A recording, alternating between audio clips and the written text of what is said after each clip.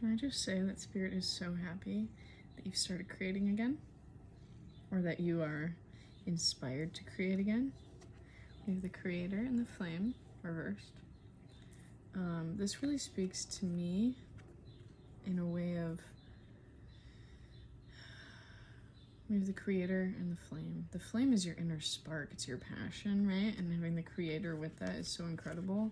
But with the Flame reverse, it's kind of coming out of this period of, right as the sun's coming out of this period of, hey, my cat bit me.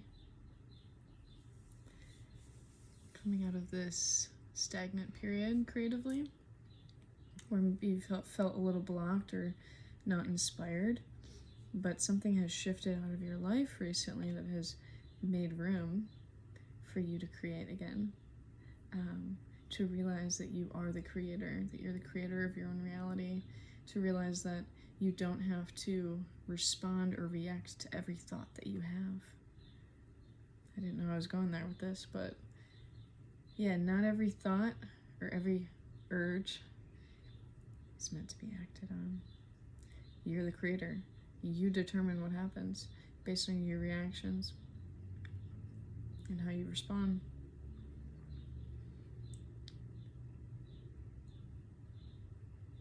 And it's like we have a more mindful creator coming out of this as a result of that. Seeing what actually lights you up through seeing what doesn't light you up. I'm almost seeing like a list of want and not wanting in terms of life or in terms of the people around you. Through realizing either, you realize the other. Does that make sense? Like, for example, a partner. You have a partner who isn't interested in X, Y, and Z that you are passionate about, and so you can't talk about it a bunch.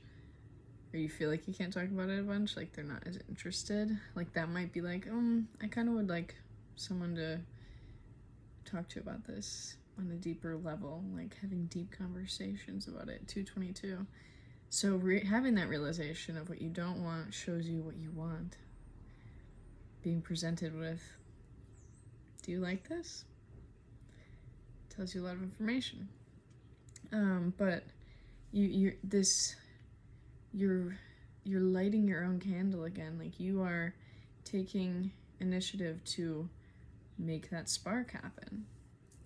And it's because you've realized that you're the only person who can make your dreams become a reality, genuinely. And that takes conscious action and choices. But it's kind of like, the song that's coming through is like, we have the shaman in the comic. There's cat hair everywhere. Well, there's a cat right here. That Pink song, I think it's called Raise Your Glass, and in the beginning, or somewhere in the song, it's like, why so serious? So raise your glass if you went wrong in all the right ways.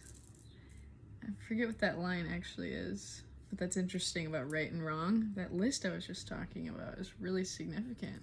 If you haven't made that list, maybe start. Each time you encounter what you want or what you don't want, write down both.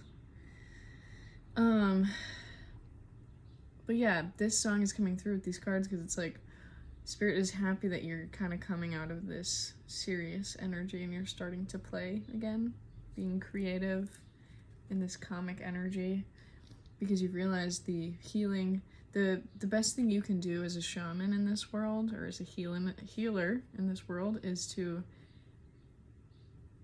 allow your internal vibration of your experience of the world to ripple out just by you existing. So yes, okay, you might be a healer who does X, Y, and Z, but how else can you be a healer besides doing that?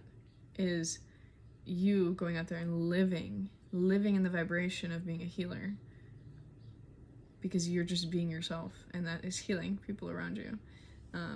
Being in this creative, funny, light energy, that does so much more healing to the world around you than you think, genuinely.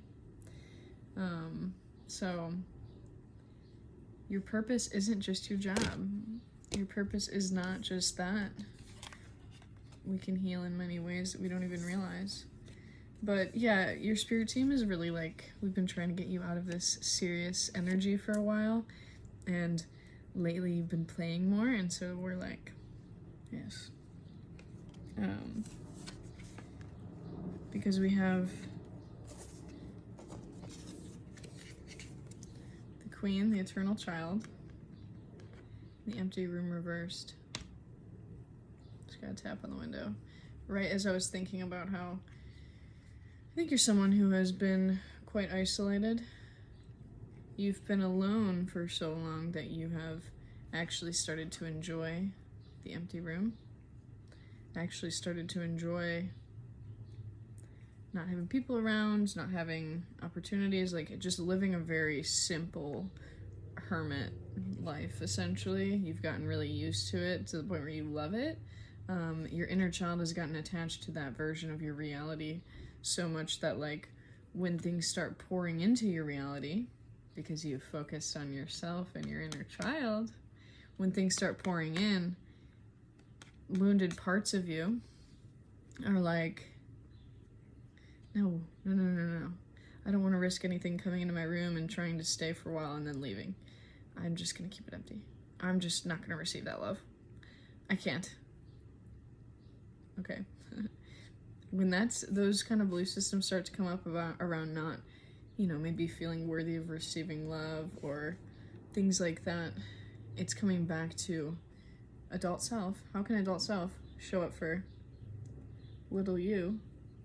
To really hold that fear. Can you hold yourself in that without trying to change it? We don't want to get into a power dynamic of, I know better, so let me just tell you to stop doing that. No. That's not going to change anything. Maybe for a second, but then it'll just go back to that, because these are deeply ingrained fears and belief systems. We can't just, we're just going to change it. Like, it doesn't last. We need to get deeper. We need to get to the root. And we can do that by first step out of all of it is seeing and validating those fears. How can you, adult self, show up for this part and be like, I see your pain. I validate it. It makes sense. Tell me more. What else do you want to tell me about this wound? Where do you come from? How old are you? What are you protecting me from? These are all great questions of getting curious, getting creative. All of those types of energies, curiosity, compassion, creativity, things like that, that's self-energy. That's how you know you're regulated and calm and in adult self, right? We're talking about IFS, if you can't tell, if you've never heard of that. This is what it is. We're doing parts work, working with self and parts to heal. Heal our inner system of all these wounded parts that protect our wounds. But anyways, yeah, how can we show up for this child? Asking, what does this child need from me in order to heal, in order to start allowing things to come into this room? Yes, this creative energy we've been talking about, letting yourself be a healer through just your vibration of your authenticity, being, letting yourself laugh, the comic creator, diving into your passions with the flame, having that be your focus. These are all great and definitely will help.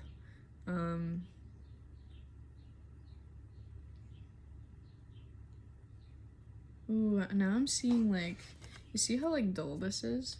And all these other colors have cards have so many colors in them.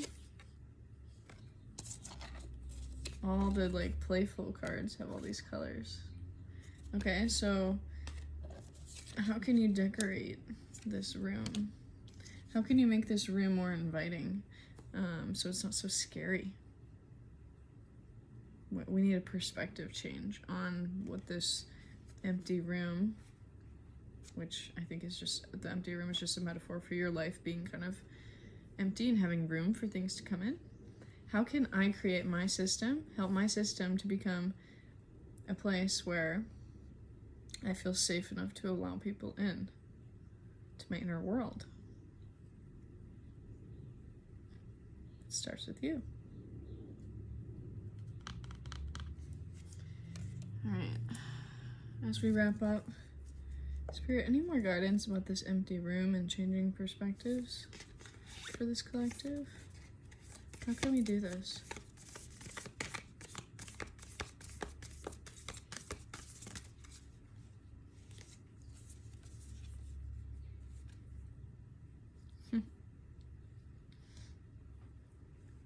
We have the riddle and the ocean reversed.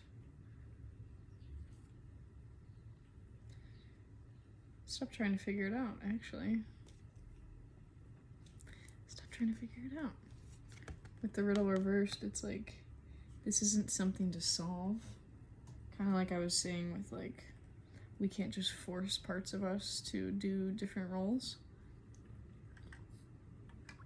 We have to meet them where they're at.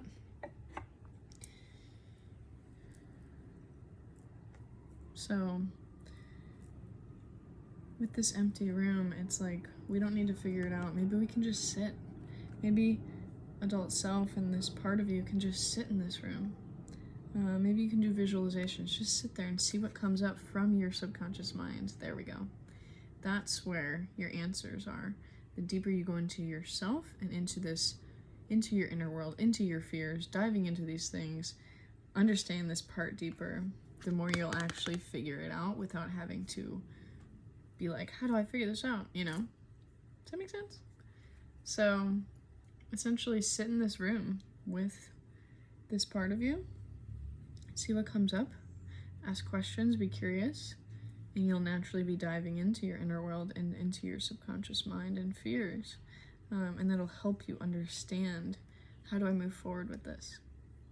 What a beautiful reading. I really love it. I really do.